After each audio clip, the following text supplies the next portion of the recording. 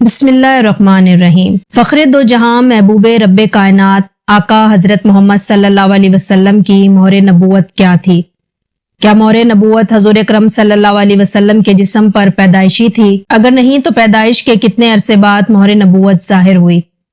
یہ مہر کیسی اور کس نے حضرت محمد صلی اللہ علیہ وسلم کے جسم پر لگائی؟ مہر نبوت کا ذکر گزشتہ آسمانی کتابوں میں کیوں تھا؟ نبی کریم صلی اللہ علیہ وسلم کی وفات پر مہر کیوں غائب ہو گئی تھی؟ دوستو، ویڈیو میں ان تمام سوالات کے جوابات صحیح حدیث مبارک سے دیے جائیں گے۔ اللہ تعالیٰ نے ہمارے پیارے آقا صلی اللہ علیہ وسلم کو جو فضیلت، نعمتیں اور خصائص عطا فرمائے تھے، بے شک وہ کسی اور کے حصے میں نہیں آئے۔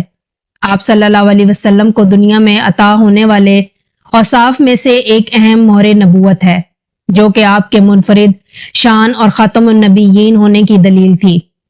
یہ جان لیا جائے کہ مہر نبوت ہے کیا، وہ کیسی اور کہاں تھی، اس بارے میں حدیث مبارک ہے جسے بخاری، مسلم، نسائی، طبرانی اور حدیث کی تمام کتابوں میں روایت کیا گیا ہے۔ حضرت صاحب رضی اللہ تعالیٰ عنہ سے مروی ہے کہ ایک دفعہ میں بہت بیمار پڑ گیا تو میری خالہ جان مجھے حضور پاک صلی اللہ علیہ وسلم کی خدمت میں لے گئی اور عرض کرنے لگی کہ یا رسول اللہ، میرا بھانجا سخت بیمار ہے۔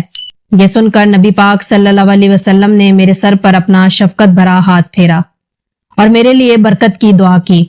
پھر نبی کریم وضو فرمانے لگے تو میں نے آپ کے وضو سے بچا ہوا پانی پی لیا اور حضور اکرم صلی اللہ علیہ وسلم کے پیچھے کھڑا ہو گیا تو آپ صلی اللہ علیہ وسلم کے دونوں شانوں کے درمیان مہر نبوت کو بغور اپنی آنکھوں سے دیکھا، جو کہ کبوتری کے انڈے جیسی تھی۔ دوستو، اس سے مہر نبوت اس لیے کہتے ہیں کہ گزشتہ آسمانی کتب میں اس مہر کو حضور اکرم صلی اللہ علیہ وسلم کے خاتم النبیین ہونے کی علامت قرار دیا گیا تھا۔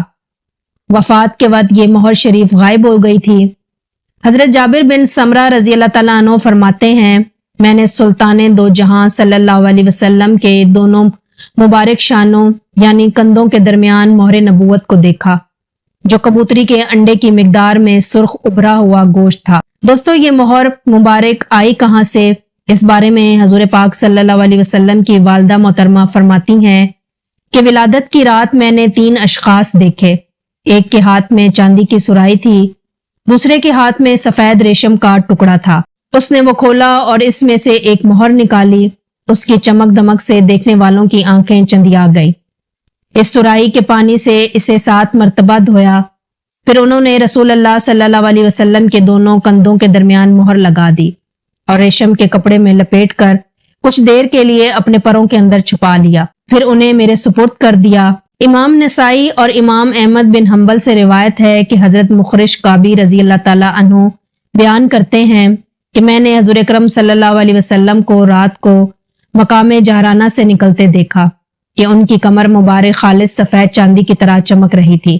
امام مسلم رحمۃ اللہ علیہ روایت کرتے ہیں کہ عبداللہ بن سرجس رضی اللہ تعالیٰ عنہ بیان کرتے ہیں کہ میں نے نبی کریم صلی اللہ علیہ وسلم کو دیکھا اور ان کے ساتھ روٹی اور گوشت کھایا، پھر ان کے پیچھے گھوما اور ان کے کندھوں کے درمیان مہر نبوت دیکھی، جو بائیں کندھے کے اوپر مٹھی کی طرح ابھری ہوئی تھی، جس پر چھوٹے چھوٹے دانوں کی طرح کالے نشان تھے۔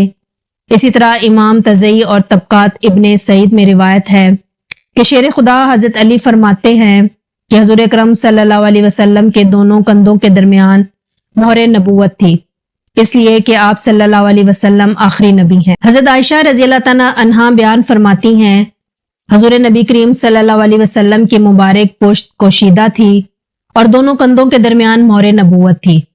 امام مسلم رحمۃ اللہ علیہ نے سمرہ رضی اللہ تعالیٰ عنہ سے بیان کیا ہے، وہ بیان کرتے ہیں کہ میں نے رسول اللہ صلی اللہ علیہ وسلم کے کندھوں کے درمیان ان کے جسم کے مشابہ کبوتری کے انڈے جتنی مہر نبوت دیکھی، یعنی اس کا رنگ بھی باقی اعضائے جسم کی طرح تھا۔ دوستو، صحابہ کرام نے مہر نبوت کی شکل و حیبت مختلف تشبیہات سے بیان فرمائی ہیں۔ کسی نے اسے مسوں کے تل کی طرح کہا ہے اور کسی نے کبوتری کے انڈے کی طرح گول کہی تھی، اور کسی نے کہا کہ مہر نبوت ابھرے ہوئے گوشت کا ٹکڑا تھا۔ بے شک ہر صحابی نے اس کی اپنے اپنے انداز میں ہیبت بیان فرمائی ہے۔ چنانچہ حضور اکرم صلی اللہ علیہ وسلم کی گردن کے نیچے 2 کندھوں کے درمیان ایک پارا گوشت تھا، جس پر کچھ تل تھے۔